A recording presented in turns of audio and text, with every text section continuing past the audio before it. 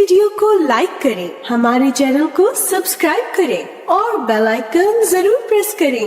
آج انشاءاللہ العزیز ہم اللہ سبحانہ وتعالیٰ کے نام الالہ پر بات کریں گے۔ الالہ کا معنی ہے معبود، خاص معبود۔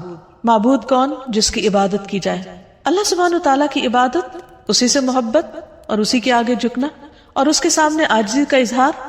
وہ کیوں؟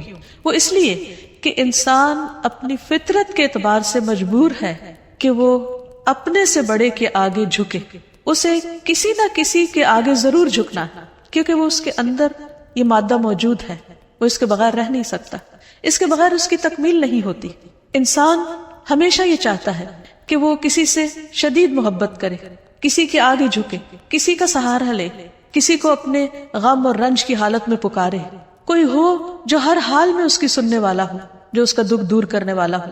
تو اللہ سبحانہ وتعالیٰ کے سوا وہ کون ہو سکتا ہے؟ جب سے انسان پیدا ہوا ہے اور انسانی تاریخ میں جو مختلف ادوار آئے ہیں، اس میں لوگوں نے اللہ سبحانہ وتعالیٰ کو معبود تو مانا، لیکن اس کے ساتھ دوسروں کو بھی الہ مان لیا، یعنی ظاہر میں نظر آنے والی چیزوں کو بھی انہوں نے اپنا سہارا بنا لیا۔ کوئی درخت کے آگے جھکا تو کوئی پہاڑ کے آگے جھک گیا، کوئی سمندر سے خوف کھا کر اس کے آگے جھکنے لگا، کسی نے آگ کو اپنا خدا مان لیا اور وہ اس کی عبادت کرنے لگا۔ گویا جس چیز سے وہ ڈرا یا جس چیز سے وہ حیران ہوا یا جس چیز نے اس کو امپریس کیا یا انفلوئنس کیا یا جس چیز کے لیے اس کے دل کے اندر ایک خاص کیفیت پیدا ہوئی، اس نے اسی کو اپنا معبود بنا لیا۔ لیکن اللہ سبحانہ وتعالیٰ فرماتے ہیں وَإِلَٰهُكُمْ إِلَٰهٌ وَاحِدٌ لَا إِلَٰهَ إِلَّا هُوَ الرَّحْمَٰنُ الرَّحِيمُ۔ سورۃ البقرہ آیت 63 ہے، اور تمہارا معبود، تمہارا الہ بس ایک ہی الہ ہے، وہ جس نے ان سب چیزوں کو پیدا کیا ہے۔ مخلوق الہ نہیں ہو سکتی، الہ تو وہی ہو سکتا ہے کہ جس کے سب تابع ہو، جس کے آگے پوری کائنات جھکی ہوئی ہو۔ فرمایا اس کے سوا کوئی اور معبود نہیں، وہ بے حد رحم کرنے والا، نہایت مہربان ہے۔ عربی زبان میں الہ کا لفظ اللہ سبحانہ وتعالیٰ کے لیے استعمال ہوتا ہے، تو اس آیت سے پتہ ہی چلتا ہے کہ اللہ سبحانہ وتعالیٰ اپنی الہیت میں منفرد ہے، یکتا ہے، اکیلا ہے، اور الوہیت کے اندر یعنی الہ ہونے کے اندر کمال علم، کمال قدرت، کمال رحمت اور کمال حکمت کے معنی پائے جاتے ہیں۔ یعنی وہی الہ ہو سکتا ہے جس کا علم کامل ہو، جس کی قدرت کامل ہو، جس کی رحمت کامل ہو، جس کی حکمت کامل ہو، اور اس میں کسی قسم کا کوئی نقص نہ پایا جاتا ہو۔ اور یہ تمام صفات صرف اور صرف اللہ سبحانہ وتعالیٰ کے اندر ہی ہیں۔ اسی لیے وہی دراصل الہ ہے، وہی معبود ہے، اور وہی عبادت کے لائق ہے، عبادت کا حقدار ہے، کیونکہ کسی اور کے اندر یہ صفات اس درجے میں پائی ہی نہیں جاتی۔ تو یہ صفات اس بات کا تقاضا کرتی ہیں کہ ایک انسان اللہ ہی کو اپنا محبوب سمجھے اور انتہا درجے کی محبت صرف اسی کے ساتھ کرے، انتہا درجے میں صرف اسی کے آگے جھکے، اپنا سر اور اپنی پیشانی صرف اسی کے سامنے ٹکائے، کچھ مانگے تو صرف اسی سے مانگے، اسی کے آگے ہاتھ پھیلائے اور کسی اور کے آگے نہیں۔ سورۃ الانبیاء میں اللہ تعالیٰ فرماتے ہیں لا الہ الا انا فاعبدونی، میرے سوا کوئی معبود نہیں، لہٰذا تم میری ہی عبادت کرو، نہیں مانگو تو مجھ سے مانگو، جھکو تو میرے آگے جھکو، اس لیے کہ وہ دینے پہ قادر ہے، وہ اتنا عظیم ہے کہ اس کے آگے جھکنا انسان کے لیے باعث عزت ہے، باعث ذلت نہیں، کیونکہ انسان جب اپنے سے چھوٹی چیز کے آگے جھکتا ہے تو یہ جھکنا اس کے لیے باعث ذلت ہے۔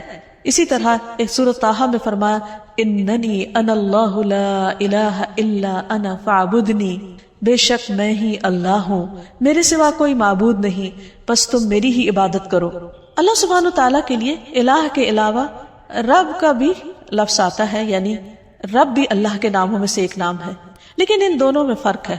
رب کا مطلب ہے مخلوق کو پیدا کرنے والا، اس کو رزق دینے والا، اس کا انتظام کرنے والا، لیکن الہ کا مطلب ہے جو عبادت کے مستحق ہے، یعنی جس کی عبادت کی جائے، جس کی تعظیم کی جائے، جس کے آگے عاجزی اور انکساری کا اظہار کیا جائے۔ تو عبادت حقیقت میں محبت، اطاعت، تسلیم و رضا اور تعظیم پر مبنی ہوتی ہے، اور یہ صرف الہ ہی کے لیے ہو سکتی ہے۔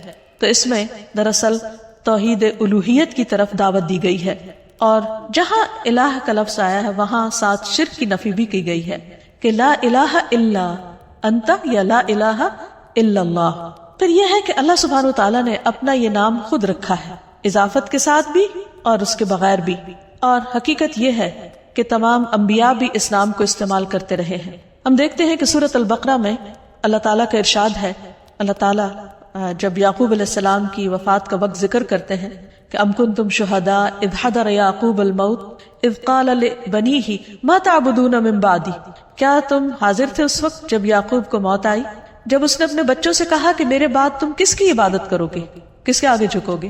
تو انہوں نے کیا کہا؟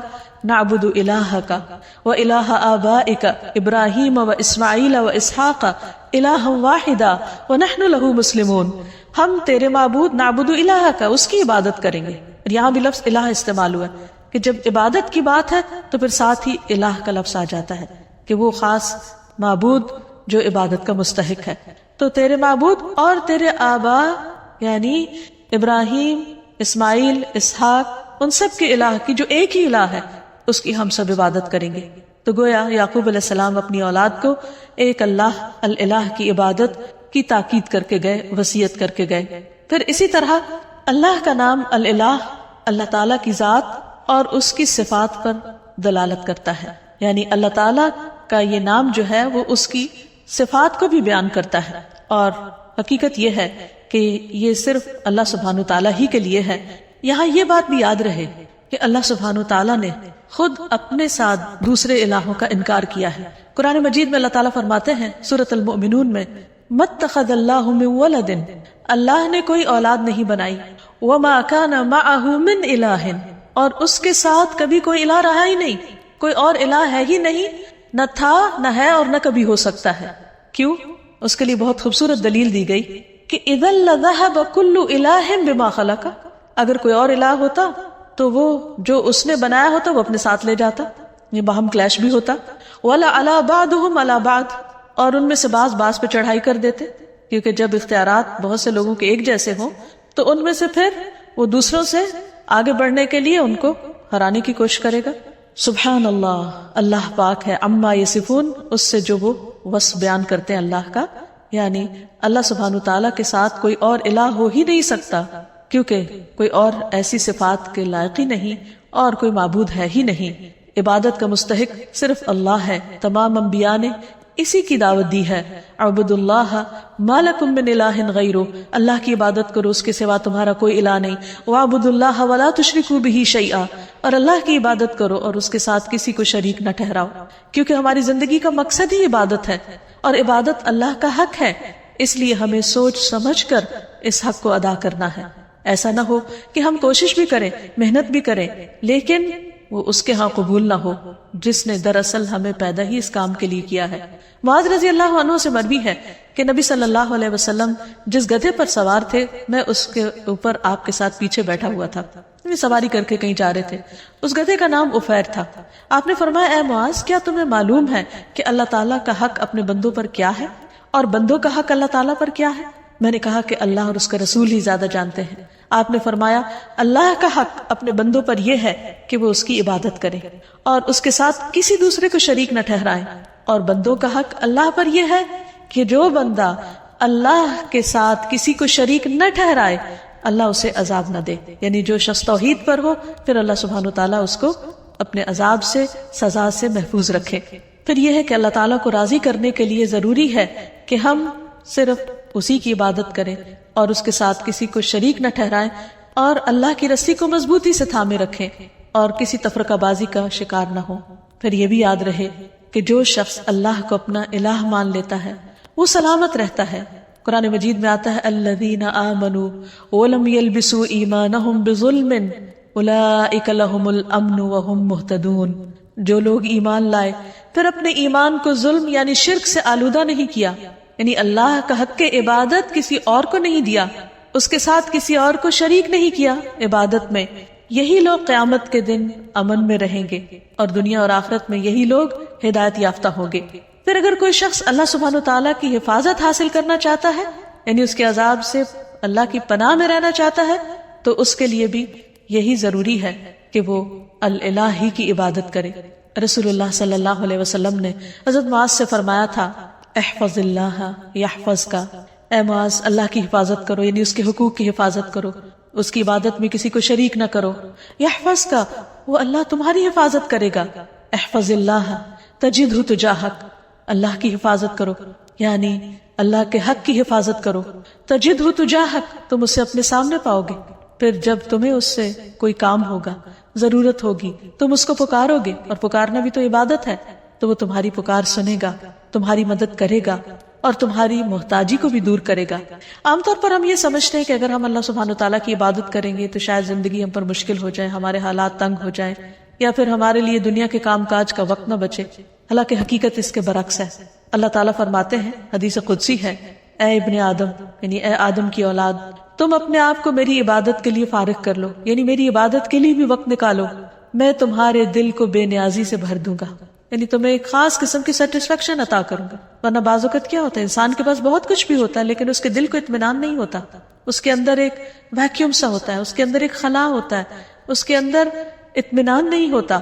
وہ بہت کچھ کرتے ہوئے بھی یوں سمجھتا ہے کہ جیسے وہ کچھ کر نہیں پا رہا، اسے اپنا مطلوب حاصل نہیں ہو رہا، کیونکہ مطلوب حاصل اسی وقت ہو سکتا ہے جب وہ اللہ کو اپنا مطلوب بنائے اور اس کی عبادت کرے.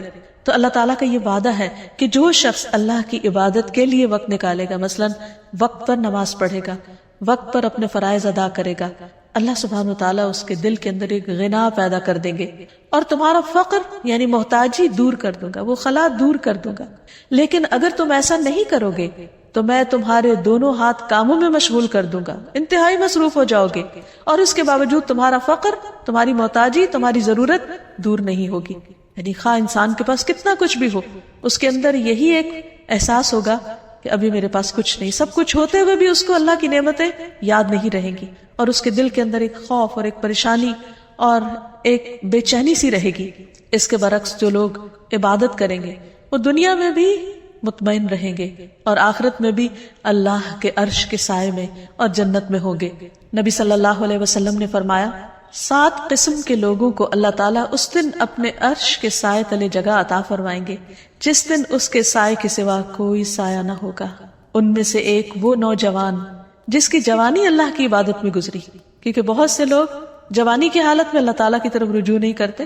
وہ سوچتے ہیں کہ جوانی تو دنیا میں انجوائے کرنے کے لیے ہے، دنیا کمانے کے لیے. جب سب کچھ کر چکیں گے، جب سارے شوق پورے کر لیں گے تو ہاں پھر بڑھاپے میں اللہ کی عبادت کے لیے اپنے آپ کو فارغ کر لیں گے، ریٹائرمنٹ کی عمر میں پھر عبادت ہو جائے گی.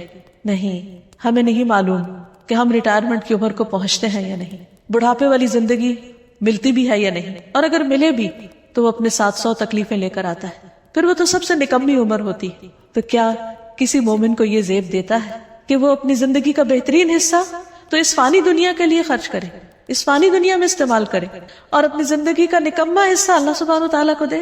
تو اسی لیے جو لوگ اپنی زندگی کا بہترین حصہ یعنی جوانی اللہ کی عبادت میں گزاریں گے، اللہ تعالیٰ کی طرف سے عائد کردہ جو فرائض ہیں ان کو پورا کرتے ہوئے گزاریں گے، اللہ تعالیٰ کی اطاعت اور فرما برداری میں گزاریں گے، تو اللہ سبحانہ وتعالیٰ قیامت کے اس طویل دن جو ایک دن 50,000 سال کا ہے، جس دن سورج بہت قریب آ چکا ہوگا، اس دن اللہ تعالیٰ ایسے لوگوں کو اپنے عرش کے سائے تلے جگہ دیں گے. نبی صلی اللہ علیہ وسلم نے یہ بھی فرمایا، جو شخص اللہ کی عبادت اس طرح کرے کہ اس کے ساتھ کسی کو شریک نہ کرے، اور شرک کرنے میں صرف ایسا نہیں کہ غیر اللہ یا ایسے آبجیکٹس کی پوجا کرنا جو اللہ نے تخلیق کیے ہیں، بلکہ اس میں ریاکاری کرنا، شو آف کرنا، لوگوں کو خوش کرنے کے لیے دین کے کام کرنا. اگر انسان صرف اور صرف اللہ کی رضا کے لیے اچھے کام کرتا ہے، نماز قائم کرتا ہے، زکوٰۃ دیتا ہے، اللہ کی بات سنتا ہے اور مانتا ہے، تو اللہ تعالیٰ اسے جنت کے 8 دروازوں میں سے داخل ہونے کا اختیار دے دے گا کہ جس سے چاہو چلے جاؤ، جو تمہیں پسند ہے اس سے اندر آ جاؤ. یعنی کس قدر شاندار ویلکم ہوگا ایسے شخص کا جو دنیا میں شوق سے، رضا سے، خوشی سے اللہ کی طرف دوڑتا ہے، اللہ کی عبادت کرتا ہے. تو یہاں یاد رہے کہ عبادت کے 2 اہم اصول بھی ہیں، اور جب تک یہ 2 چیزیں عبادت میں شامل نہ ہوں اس وقت تک عبادت کا حق ادا نہیں ہوتا. پہلی چیز اخلاص ہے کہ انسان جو کچھ اللہ کے لیے کرے بس وہ پھر اللہ ہی کے لیے کرے، کسی اور کے لیے نہیں کرے. اس کی نیت صرف اللہ کے لیے خالص، وہ اس کو خوش کرنے کے لیے، اس کی رضا کے لیے، اس کی محبت حاصل کرنے کے لیے، اس کے دیدار کی خاطر ہر عمل کرے. اور دوسری چیز، جس چیز کو وہ خاص عبادت سمجھ کے کرتا ہے اسے رسول اللہ صلی اللہ علیہ وسلم کے طریقے کے مطابق کرے، کیونکہ جب عمل خالص ہوگا تو وہ اس کی باطن کی خوبصورتی کی دلیل ہے. اور جو شخص سنت کی پیروی کرتا ہے تو نبی صلی اللہ علیہ وسلم کا عمل سب سے خوبصورت عمل تھا. اللہ سبحانہ تعالیٰ نے آپ کو اسوۃ حسنہ بنا کر بھیجا. لقد کان لکم فی رسول اللہ اسوۃ حسنہ، تمہارے لیے اللہ کے رسول صلی اللہ علیہ وسلم کی زندگی میں خوبصورت نمونہ ہے. تو یہ خوبصورت نمونہ جب کوئی شخص اختیار کرتا ہے تو اس کی زندگی حقیقت میں خوبصورت ہو جاتی ہے، اس کے سارے اعمال، اس کے طور طریقے خوبصورت ہو جاتے ہیں، اور ایسا شخص ایک بہترین حالت میں اللہ سبحانہ وتعالیٰ کے سامنے حاضر ہوگا. اللہ تعالیٰ ہمیں بھی ان لوگوں میں شامل کر لے کہ جو احسن طریقے پر اللہ کی عبادت کرتے ہیں، ایسی عبادت جو اس کو پسند آ جائے. اسی لیے نبی صلی اللہ علیہ وسلم نے اچھی عبادت کا جو کرائیٹیریا بتایا وہ کیا ہے کہ تم اس طرح اللہ کی عبادت کرو گویا تم اس کو دیکھ رہے ہو، اور اگر یہ کیفیت نہ ہو تو یہ تو ضرور یاد رکھو کہ وہ تمہیں دیکھ رہا ہے. تو جو بھی شخص یہ سوچ کر اللہ کی عبادت کرے گا کہ وہ اس وقت اللہ کی نگاہ میں ہے، تو وہ لوگوں کے سامنے ہو یا تنہائی میں ہو، وہ اچھے کام ہی کی کوشش کرے گا، وہ اپنے ہر کام کو بہترین طریقے پر انجام دینے کی کوشش کرے گا، کیونکہ اس کا یہ احساس اس کے کام کی کوالٹی پر اثر انداز نہیں ہونے دے گا. نبی صلی اللہ علیہ وسلم نے ایک خوبصورت دعا سکھائی ہے ہر نماز کے بعد پڑھنے کے لیے. اللہم اعنی علی ذکرک و شکرک و حسن عبادتک، اے اللہ اپنا ذکر، اپنا شکر اور اپنی خوبصورت عبادت کی توفیق عطا فرما، اس پر میری مدد فرما. کیونکہ انسان کے ساتھ بہت سی مشکلات بھی ہیں، خود اس کا اپنا نفس اندر سے بعض اوقات ایسے فتنے میں مبتلا ہو جاتا ہے کہ عبادت کی حلاوت ختم ہو جاتی ہے. اسی طرح بعض اوقات شیطان کے ڈالے ہوئے وسوسے یا لوگوں کی باتیں، باہر کا ماحول انسان پر اثر انداز ہوتا ہے اور وہ اللہ سبحانہ وتعالیٰ کی عبادت کا حق ادا نہیں کرتا یا عبادت کو انجوائے نہیں کرتا. اس لیے جو ہی ایک عبادت مکمل ہو تو اگلی عبادت کے لیے، یعنی ایک نماز کے اختتام پر اگلی نماز کے لیے اور اگلی مزید عبادات کے لیے انسان دعا کرے، کیونکہ اللہ کی عبادت پر اللہ تعالیٰ ہی بہترین طریقے پر مدد کر سکتے ہیں. پھر اسی طرح یہ ہے کہ انسان اپنی عبادات میں کمی کوتاہی نہ کرے. اب دیکھیے کہ ذرا تھوڑی دیر کے لیے سوچئے کہ مثلا اگر آپ کا حق کسی پر ہو اور وہ اس کو ادھورے طریقے سے ادا کرے تو آپ کو کیسا لگے گا؟ مثلا کسی نے آپ سے قرض لیا اور جب وہ واپس کرے تو آدھا کرے، کسی نے آپ سے کسی چیز کے دینے کا وعدہ کیا اور پھر اس کو پورا نہیں کیا، تو اس پر آپ کی کیفیت کیا ہوگی؟ اس بات سے اب اس معنی اور مقصد کو سمجھیے کہ اللہ سبحانہ وتعالیٰ نے ہم پر کچھ فرائض اور کچھ عبادات لازم کی جن کو ہمیں ہر صورت ادا کرنا ہے. مثلا دن میں 5 نمازیں فرض ہیں. اب اگر کوئی شخص یہ کہے کہ میں نے 4 پڑھ لیے، کیا یہ کم؟ یہ بھی تو بہت ہے. نہیں، اللہ سبحانہ وتعالیٰ نے 5 کا حکم دیا ہے. ہم اسے اپنی مرضی سے 4 نہیں کر سکتے یا 3 نہیں کر سکتے، اور اسی طرح اپنی مرضی سے 6 بھی نہیں کر سکتے ان کو، کیونکہ اتنا ہی کرنا ہے، اسی طرح کرنا ہے جیسا کرنے کا اللہ سبحانہ وتعالیٰ نے حکم دیا، تبھی عبادت کا حق ادا ہوگا. عبادت کا مطلب ہوتا ہے مکمل اطاعت، اور اگر ہم بات ہی نہیں مان رہے تو پھر اپنی مرضی سے جو بھی چاہیں کریں وہ عبادت شمار نہیں ہوگی. ہاں، اللہ کی رضا، اللہ کی پسند، اللہ کی خوشی کے لیے چھوٹا سا کام بھی کرے، ایک لقمے جیسی چیز بھی اللہ کے راستے میں خیرات کر دے، اللہ سبحانہ وتعالیٰ اسے خوشی سے قبول کرتے ہیں اور اسے بڑھاتے ہیں، حتیٰ کہ ایک لقمہ بہت پہاڑ برابر کر دیتے ہیں اجر و ثواب کے اعتبار سے، کیونکہ وہ صرف اللہ کے لیے دیا گیا، وہ صرف اللہ کی رضا اور اللہ کی خوشی میں اللہ کی خاطر خرچ کیا گیا. تو اللہ سبحانہ وتعالیٰ اس کی بہترین طریقے پر قدردانی فرماتے ہیں. تو ہمیں نہ عبادت میں اضافے کا حق حاصل ہے اور نہ عبادت میں کوتاہی کا. یہاں یہ یاد رہے کہ اللہ سبحانہ وتعالیٰ نے ہم پر جو عبادت فرض کی ہے، ہمیں اس میں اختیار نہیں دیا گیا کہ ہم اپنی مرضی سے اس عبادت میں کچھ اضافہ کر دیں یا پھر اس میں کچھ کمی کر دیں، کیونکہ عبادت کی اصل روح اطاعت ہے، فرما برداری ہے، اللہ کے حکم کی تابع داری ہے. انس رضی اللہ عنہ سے مروی ہے کہ ایک آدمی نبی صلی اللہ علیہ وسلم کی خدمت میں حاضر ہوا اور عرض کی، اے اللہ کے رسول صلی اللہ علیہ وسلم، یہ بتائیے کہ اللہ تعالیٰ نے کتنی نمازیں فرض کی ہیں، یعنی جن کی پابندی ہم پر لازم ہے. آپ نے فرمایا، اللہ نے اپنے بندوں پر 5 نمازیں فرض کی. اس نے پوچھا، ان سے پہلے یا بعد میں تو کوئی نماز فرض نہیں، یعنی ان کے علاوہ فرض کے درجے میں تو نہیں کچھ؟ آپ نے 3 بار یہ فرمایا کہ اللہ نے اپنے بندوں پر 5 نمازیں فرض کی ہیں. اس پر وہ کہنے لگا، اس ذات کی قسم جس نے آپ کو حق کے ساتھ بھیجا ہے، میں اس میں کسی قسم کی کمی یا زیادتی نہیں کروں گا، یعنی 5 سے کم 4 بھی نہیں پڑھوں گا اور 5 سے زیادہ 6 بھی نہیں پڑھوں گا، بس اتنی ہی پڑھوں گا جتنی اللہ تعالیٰ نے مجھ پر فرض کی ہیں. تو نبی صلی اللہ علیہ وسلم نے فرمایا، اگر یہ شخص سچا رہا، یعنی جو یہ کہہ رہا ہے اس نے ایسا ہی کیا، تو یہ جنت میں داخل ہوگا. عبادت کے سلسلے میں ایک اور بات یہ یاد رہے کہ عبادت میں شدت اور خود پسندی نہیں ہونی چاہیے، کیونکہ عبادت اللہ تعالیٰ کا حق ہے. نبی صلی اللہ علیہ وسلم نے فرمایا، ایک قوم ایسی آئے گی جو عبادت کرے گی حتیٰ کہ لوگ ان کی عبادت کی کثرت پر تعجب کریں گے، بڑے حیران ہوں گے کہ اتنے عبادت گزار ہیں لیکن وہ اس عبادت کی وجہ سے خود پسندی کا شکار ہو جائیں گے، اپنے آپ کو بڑی چیز سمجھنے لگیں گے کہ ہم بہت نیک ہیں۔ وہ لوگ دین سے اس طرح نکل جائیں گے جیسے تیر شکار سے نکل جاتا ہے، کیونکہ اللہ تعالیٰ کو ایسی عبادت کی ضرورت نہیں۔ عبادت ہے دراصل اللہ کا حق، اللہ کو خوش کرنے کے لیے کرنا ہے، نہ کہ بندوں کو دکھانے کے لیے یا بندوں کے سامنے نیک بننے کے لیے۔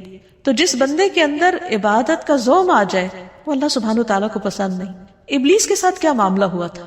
اس کو بھی اپنی عبادت کی وجہ سے ایک خود پسندی اس کے اندر آ گئی تھی کہ جس بنا پر اس نے آدم کے آگے جھکنے سے انکار کر دیا تھا۔ تو یاد رکھیے کہ جب ہم لا الہ الا اللہ کہتے ہیں تو پھر صرف اللہ کو ہی عبادت کے لائق مانتے ہیں، کسی اور آبجیکٹ کو نہیں، اور حتیٰ کہ اپنے نفس کو بھی نہیں، کیونکہ اس زمین پر جن معبودوں کی پیروی ہوتی ہے ان میں سے سب سے زیادہ پیروی ہم اپنے ہی نفس کی کر رہے ہوتے ہیں، اپنے دل کی خواہشات کی۔ مثلاً فجر کی نماز کا وقت ہو گیا اور دل کیا چاہتا ہے سوئے رہو، تو ہم اٹھتے نہیں، تو ہم نے اللہ کی بات تو نہیں مانی۔ ہمیں آواز آ رہی ہے حی علی الصلاۃ، حی علی الفلاح، آؤ نماز کی طرف، آؤ کامیابی کی طرف، لیکن ہم اس پکار کو سنتے ہی نہیں اور کامیابی کا دروازہ بند کر دیتے ہیں اور ہم سوئے رہتے ہیں۔ یہاں ہم نے اب اللہ کی عبادت نہیں کی، اپنے نفس کی عبادت کی۔ اسی طرح زندگی کے کسی بھی اور کام، کسی جاب، کسی مشغلے، کسی بھی پسند کی چیز میں مشغول ہو کر، ہاں کتنی ہی دنیاوی اعتبار سے شدید ضرورت کے کام میں بھی مصروف ہو کر اگر انسان اللہ کو بھلا دیتا ہے تو یہ دراصل اپنے آپ پر ہی ظلم کرتا ہے، اور یہ لا الہ الا اللہ کے منافی ہے۔ اللہ سبحانہ وتعالیٰ نے تمام بندوں سے اپنی عبادت کا مطالبہ کیا ہے۔ قرآن مجید میں اللہ تعالیٰ فرماتے ہیں یا ایھا الناس اعبدوا ربکم الذی خلقکم والذین من قبلکم لعلکم تتقون، اے لوگو اپنے رب کی عبادت کرو جس نے تمہیں پیدا کیا اور ان کو بھی جو تم سے پہلے تھے۔ یعنی عبادت کیوں کرو؟ کیا اللہ تعالیٰ کو کوئی فائدہ ہے؟ نہیں، یہ دراصل تمہارے اپنے فائدے کی چیز ہے۔ فائدہ کیا ہوگا؟ لعلکم تتقون، تم بچ جاؤ گے۔ یعنی دنیا میں ان عبادات کی وجہ سے کئی برائیوں سے، کئی قسم کی مشکلات سے بچ جاؤ گے، اور آخرت میں اس آگ سے بچ جاؤ گے جو اللہ کے نافرمانوں کے لیے، سرکش اور متکبر لوگوں کے لیے تیار کی گئی ہے۔ پھر اسی طرح یہ ہے کہ عبادت ہی کا ایک حصہ یہ ہے کہ انسان اللہ سبحانہ تعالیٰ ہی سے ڈرے، ایک الہ سے۔ اللہ تعالیٰ فرماتے ہیں وقال اللہ لا تتخذوا الہین اثنین انما هو الہ واحد فإیای فرہبون، اور اللہ تعالیٰ نے فرمایا تم دو معبود نہیں بناؤ، یعنی تین اور تین سے زیادہ تو دور کی بات، ایک سے دوسرا بنانے کی بھی اجازت نہیں، وہ تو صرف وہی ایک معبود ہے اور مجھی سے تم ڈرو۔ یعنی عبادت میں یہ بھی شامل ہے کہ انسان اللہ تعالیٰ سے ڈرتا رہے، اور بعض اوقات انسان محبت میں عبادت کرتا ہے اور بعض اوقات اللہ کے عذاب سے ڈرتے ہوئے عبادت کرتا ہے، تو دونوں چیزیں انسان کے اندر ایک اعتدال پیدا کرتی ہیں۔ پھر یہ بھی یاد رکھیے کہ لا الہ الا اللہ کہنا صرف انسان کے لیے آخرت کی نجات کا ذریعہ ہی نہیں بلکہ دنیا میں بھی بہترین قسم کا قول ہے۔ رسول اللہ صلی اللہ علیہ وسلم نے فرمایا افضل ذکر لا الہ الا اللہ ہے۔ ایک اور جگہ پر فرمایا کہ جس نے لا الہ الا اللہ کہا تو ایک دن یہ کلمہ اسے مصیبتوں سے نجات دلائے گا، اس سے پہلے جو کچھ ہو چکا سو ہو چکا، لیکن لا الہ الا اللہ کہنے سے اس کی نجات ہو جائے گی۔ جو شخص سچے دل سے اللہ کو پکارے اس پر آسمان کے دروازے کھل جاتے ہیں۔ ابو ہریرہ رضی اللہ عنہ کہتے ہیں کہ نبی صلی اللہ علیہ وسلم نے فرمایا جب بھی بندہ خالص ہو کر لا الہ الا اللہ کہتا ہے تو اس پر آسمان کے دروازے کھول دیے جاتے ہیں، یہاں تک کہ یہ کلمہ عرش تک پہنچ جاتا ہے۔ یہ اس وقت ہوتا ہے جب انسان کبیرہ گناہوں سے بچتا رہتا ہے۔ نبی صلی اللہ علیہ وسلم نے فرمایا جس نے لا الہ الا اللہ وحدہ لا شریک لہ لہ الملک ولہ الحمد وہو علی کل شیء قدیر پڑھا اور خالص ہو کر کہا، زبان سے اس کی تصدیق کی، تو اس کے لیے آسمان کے دروازے کھول دیے جاتے ہیں، حتیٰ کہ اللہ تعالیٰ زمین میں اس کہنے والے کی طرف دیکھتا ہے، یعنی کس نے یہ کلمہ کہا، اور جس کی طرف اللہ تعالیٰ نے دیکھ لیا اس بندے کا یہ حق ہے کہ اللہ تعالیٰ اس کا مطالبہ اس کو عطا کر دے۔ اسی لیے نبی صلی اللہ علیہ وسلم نے یہ بہت ہی خوبصورت بات ہمیں بتائی کہ عرفہ کے دن کی بہترین دعا جو تمام انبیاء نے مانگی وہ ہے لا الہ الا اللہ وحدہ لا شریک لہ لہ الملک ولہ الحمد وہو علی کل شیء قدیر۔ اس میں اللہ سبحانہ تعالیٰ کی وحدانیت کا ذکر بھی ہے، شرک کی نفی بھی ہے، اللہ سبحانہ تعالیٰ کی تعریف کی بات بھی ہے، اور اس کی قدرت کا اقرار بھی ہے کہ وہی ہر چیز پر قدرت رکھتا ہے۔ اس میں آپ دیکھیے براہ راست کچھ بھی نہیں مانگا گیا، صرف اللہ سبحانہ تعالیٰ کی وحدانیت اور اس کی تعریف کا ذکر ہے۔ تو جو شخص یہ کلمہ پڑھ لیتا ہے تو اللہ سبحانہ تعالیٰ اس پر نظر رحمت فرما دیتے ہیں۔ پھر یہ کلمہ صرف زندگی میں نہیں، صرف مشکلات میں نہیں، مرنے والا اگر مرتے وقت پڑھتا ہے تو اس کے لیے جنت کا وعدہ ہے، رسول اللہ صلی اللہ علیہ وسلم نے فرمایا اپنے مرنے والوں کو لا الہ الا اللہ کی تلقین کیا کرو، کیونکہ اس کلمے پہ موت آنے پر جنت میں داخلہ اور جہنم حرام کر دی جاتی ہے۔ یہ کلمہ اللہ کے ہاں حجت بنتا ہے، نبی صلی اللہ علیہ وسلم کی شفاعت کا ذریعہ ہے، اور اس کلمے کا وزن ہر چیز سے زیادہ ہے۔ نوف رضی اللہ عنہ کہتے ہیں کہ اگر آسمان و زمین اور ان کے درمیان کی تمام چیزوں کو ترازو کے ایک پلڑے میں رکھ دیا جائے اور دوسرے پلڑے میں صرف لا الہ الا اللہ رکھ دیا جائے تو وہ دوسرا پلڑا جھک جائے گا۔ اسی لیے اگر کسی شخص نے سچے دل سے لا الہ الا اللہ پڑھا ہو اور ہر شرک سے نفی کی ہو تو قیامت کے دن یہی ایک کلمہ اس کی نجات کا ذریعہ بن جائے گا۔ اور اگر کوئی اپنے گناہوں کی وجہ سے دوزخ کی آگ میں گیا بھی تو اس لا الہ الا اللہ کی وجہ سے اس کو وہاں سے بالآخر نکال لیا جائے گا، خواہ اس نے بڑے بڑے گناہ کیے ہوں، لیکن ان گناہوں کی سزا بھگتنے کے بعد یہ کلمہ اس کی نجات کا ذریعہ بنے گا۔ تو حقیقت یہ ہے کہ اللہ سبحانہ وتعالیٰ کا یہ نام یعنی الالہ، اس کے ساتھ جب اللہ کو پکارا جاتا ہے تو انسان کی دعا قبول ہوتی۔ اسی لیے نبی صلی اللہ علیہ وسلم کو خاص طور پر حکم دیا گیا قل اعوذ برب الناس ملک الناس الہ الناس من شر الوسواس الخناس الذی یوسوس فی صدور الناس من الجنۃ والناس۔ آپ کہہ دیجئے میں پناہ لیتا ہوں لوگوں کے رب کی، لوگوں کے بادشاہ کی، لوگوں کے الہ، لوگوں کے معبود کی، وسوسہ ڈالنے والے کے شر سے جو پلٹ پلٹ کر آنے والا ہے، جو لوگوں کے سینوں میں وسوسے ڈالتا ہے۔ پھر ہم دیکھتے ہیں کہ یونس علیہ السلام جب مچھلی کے پیٹ میں چلے گئے اور انتہائی غم کی حالت میں تھے، اس وقت جب انہوں نے اسی کلمے کے ذریعے اللہ کو پکارا تو اللہ سبحانہ وتعالیٰ نے ان کا غم دور کر دیا، انہیں اس بڑی مشکل سے نجات دی۔ اور وہ کلمہ کیا ہے؟ وَذَنُّونِ إِذْ ذَهَبَ مُغَاضِبًا فَظَنَّ أَن لَّن نَّقْدِرَ عَلَيْهِ فَنَادَىٰ فِي الظُّلُمَاتِ أَن لَّا إِلَٰهَ إِلَّا أَنتَ سُبْحَانَكَ إِنِّي كُنتُ مِنَ الظَّالِمِينَ۔ اور مچھلی والے کو جب وہ غصے سے بھرا ہوا چلا گیا بس اس نے سمجھا کہ ہم اس پر گرفت تنگ نہ کریں گے تو اس نے اندھیروں میں پکارا کہ تیرے سوا کوئی معبود نہیں، صرف اس الالہ کو پکارا، تو پاک ہے، یقیناً میں ظلم کرنے والوں میں سے ہو گیا ہوں۔ تو اللہ سبحانہ تعالیٰ نے انہیں وہاں سے نجات دی اور باقی سب مومنوں کو بھی بشارت دی وَكَذَلِكَ نُنْجِي الْمُؤْمِنِينَ کہ باقی مومنوں کو بھی ہم اسی طرح نجات دیں گے۔ اسی لیے نبی صلی اللہ علیہ وسلم جب کسی کرب کی حالت میں ہوتے، تکلیف کی حالت میں ہوتے تو پڑھتے لا الہ الا اللہ العظیم الحلیم، لا الہ الا اللہ رب العرش العظیم، لا الہ الا اللہ رب السماوات ورب الارض ورب العرش الکریم۔ اللہ صاحب عظمت اور بردبار کے سوا کوئی معبود نہیں، اللہ کے سوا کوئی معبود نہیں جو عرش عظیم کا رب ہے، اللہ کے سوا کوئی معبود نہیں جو آسمانوں اور زمین کا رب ہے اور عرش کریم کا رب ہے۔ تو جو شخص تنگی اور تکلیف میں اس دعا کو پڑھے گا اللہ سبحانہ وتعالیٰ اس کی تکلیف کو دور کر دے گا، کیونکہ نبی صلی اللہ علیہ وسلم اس دعا کو پڑھا کرتے تھے۔ پھر سید الاستغفار میں بھی جب ایک بندہ کہتا ہے اللہم انت ربی لا الہ الا انت خلقتنی وانا عبدک وانا علی عہدک ووعدک ما استطعت اعوذ بک من شر ما صنعت ابوء لک بنعمتک علی وابوء بذنبی فاغفر لی فانہ لا یغفر الذنوب الا انت۔ اے اللہ آپ میرے رب ہیں، آپ کے علاوہ کوئی الہ نہیں، کوئی معبود نہیں، آپ نے مجھے پیدا کیا، میں آپ کا بندہ ہوں، اپنے عہد اور وعدے پر قائم ہوں، جتنی بھی مجھ میں استطاعت ہے، جتنی بھی ہمت ہے، میں آپ کے احسانات کا اقرار کرتا ہوں اور اپنے گناہوں کا بھی اعتراف کرتا ہوں، آپ مجھے بخش دیجئے کیونکہ آپ کے علاوہ گناہوں کو کوئی بھی معاف نہیں کر سکتا۔ تو جو شخص اس کلمے کو پڑھتا ہے، اس استغفار کو پڑھتا ہے جس کو سید الاستغفار، استغفار کا سردار کہا گیا، تو اگر شام کے وقت پڑھتا ہے اور رات کو ڈیتھ ہو جاتی ہے تو اللہ تعالیٰ اس کے سارے گناہ معاف کر دیں گے، اس کو جنت میں داخل کریں گے۔